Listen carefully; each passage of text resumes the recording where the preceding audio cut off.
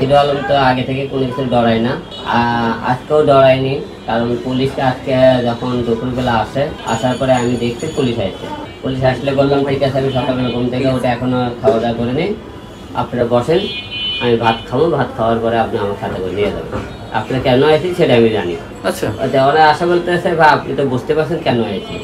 এখন আমি বুঝতে পারছি, আপনার বসেনি, ভাত খাই না, এখনো নাস্তা করে নি, ভাত খাবো, ভাত খেয়ে আপনার সাথে চলে যাবো। কোনো বিষয় থানায় নিয়ে যাওয়ার কথা ছিল, থানায় নিয়ে যায়নি, ডাইরেক্ট কোর্টে নিয়ে যাওয়া চালু করছে। কোর্টে থেকে আপনার আদালতে 5টার দিকে আমাকে কাঠগড়ায় ওঠানো হয়। অ্যাডভোকেট ছিল শান্তা ইসলাম, তা শুনানি করে। বিপক্ষে উকিল রিয়ামণি জামিন বাতিল করার জন্য সে কিন্তু অনেক চেষ্টা করেছে।